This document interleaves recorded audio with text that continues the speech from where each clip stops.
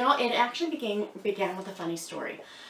I had a friend who had a doctor in North Dakota, and she told the story. This doctor told the story of how she met her husband. She was at one of the parks. I don't know which one, but one of the national parks, and she was sitting there reading under a tree, and life was grand and beautiful. And she looked up, and there was a buffalo or a bison, I'm not sure which, and it was like snorting and pawing and doing its thing, and she thought, oh, you know, how picturesque, I'm here, I'm reading a book, and life is beautiful and grand, and then look, you know, look at the nature, and all of a sudden this Jeep comes barreling up, and it separated her and this bison, and this voice says, you know, get in now. And so she, you know, jumps in. Why she did it, she didn't even know, she said. But she jumps in, and, you know, they ride off, and the guy's like, didn't you see that I'm going to call it a buffalo, I don't remember which it was. He's ready to charge you. And she's like, oh. And that's how she met her husband. Well, I thought it would be a fun way to start this book. And so I was talking to my friend Kathy Swanson, and she's like, that's really strange, because I've actually read a book that is similar-ish, had a similar-ish scene in it, and I thought it took place in, like, Australia. And I went, oh, you've got to be kidding me. So someone has already, you know, heard this story and retold it, or, you know, whatever. And so I was like, ugh. So I took that idea, and instead I made it comical. I created a city guy. I mean, I didn't know where this, you know, how I knew part of the story, but I didn't know what was going to happen, you know. So I started, instead, I changed that scene, had this city guy, you know, and he's out there, and he's, you know, walking through the wilds of Montana from all those Louis L'Amour books he read as a kid, and he looks up, and he's just surrounded by the black-faced sheep. And if you've ever seen them, they have those big horns, you know, and he's terrified. He's convinced that they're just going to gore him, and he's going to die. You know, he will die on, you know, the Montana prairie, or whatever you call the Montana fields. I guess it's a prairie, I don't know. I didn't look that up. That's interesting. But, or I forgot, maybe. I don't know. So, anyway, he, you know, he thinks he's going to die, and he gets rescued by the girl in the truck, or the Jeep. And she's laughing at him, because she's like, seriously? Yeah, you might get slaughtered to death. Actually, that might be more like a goat. But anyway, and that's how he meets this family. And this family has been traumatized, seriously spiritually abused and traumatized by their own making. They have created, her father was part of this group that created, it's a cult, and they call themselves the Brethren. And they created it. It began as a church that slowly but surely pulled in more and more and more and more, started adding to the word, started requiring things, not necessarily overtly, like perhaps like the Amish, you know, where they have these specific rules. This is the list of rules, and this is how we live. This was more of a peer pressure type rule, where, you know, one person decides they don't want TV because they're not interested in it, and someone else thinks, it's probably a much more spiritual idea not to have it, so they don't have it, and pretty soon everybody gets rid of their TVs because it's a spiritual thing, all because they either misunderstood or took one little piece of what someone said about not having a TV and blew it out of proportion to the rest of what they said.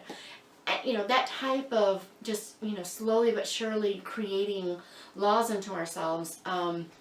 It's not really legalism, because they would never have said that this is how you become a Christian, but it was definitely a form of Phariseeism. And eventually it drove the Argosy family away from the Lord. They abandoned their faith in living in this town with these brethren, who now they've been disfellowshipped and they are anathema, and yet, I mean, come on, the town's named after them. So it's kind of this interesting thing, and in walks this city dude who just loves Jesus. And it's all about just loving Jesus. And the whole point of the book is, you know, just because the church wounds one another doesn't mean that Jesus is the problem. And so that's pretty much the theme of the book. Interestingly, on the cover, I originally had a sheep on there. I was really trying to avoid faces, which Ashley doesn't like me to do, but this was pre-Ashley, and so there's no face. And so what I was looking for, I'm going to open it like this so you can see the entire picture. It's really rather hard, but what I was looking for was something to show, you know, just the sheep aspect, because, you know, that's what they raise, and because it fit, you know, what else are you going to do without people, right? And there's a lot about sheep in the book. And so when I got it all done and I was looking at the cover and I was just kind of like, huh, yeah, I noticed something.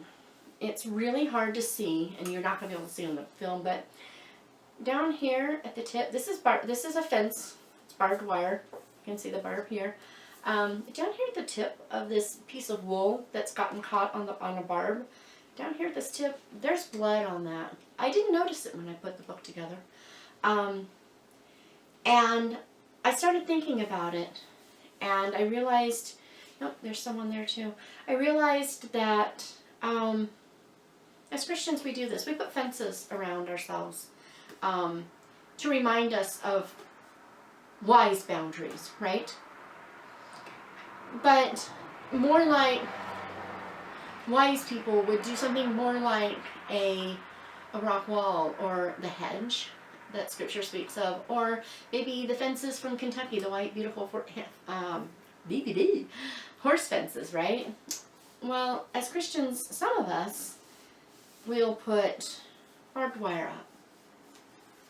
We'll make those fences prickly, and we'll make sure we can't cross them without hurting ourselves. And then, as the Lord's sheep, we get caught on there, and we wound ourselves with our own rules that have nothing to do anymore with what Jesus did for us.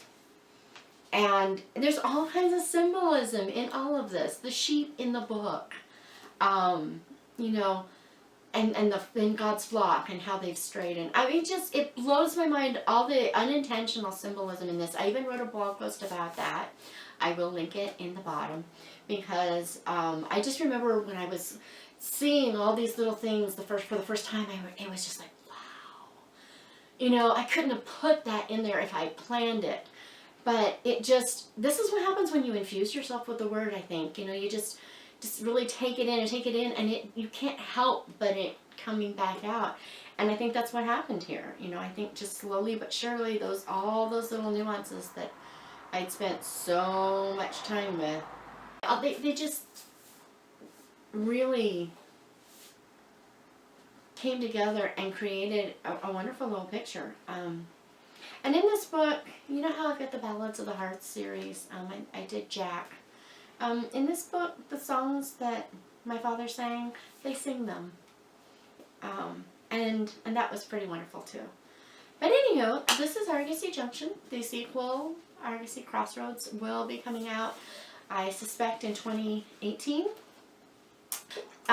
So the sequel to Argosy Junction was originally going to be either A or The Reluctant Shepherd, basically about one of the main characters in here and his what he was going to do. But instead, I've changed it. Instead of Argosy Junction, it's going to be Argosy Crossroads, and it's gonna be pretty cool. But yeah,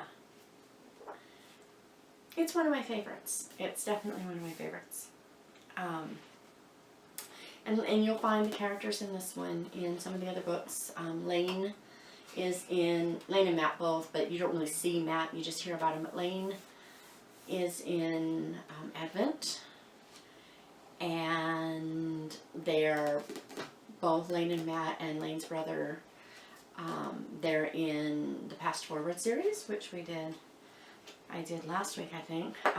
And so, you know, my characters, they do jump from book to book, and you get little cameos to see, you know, where they are in their lives right now. But, yeah. Argosy Junction.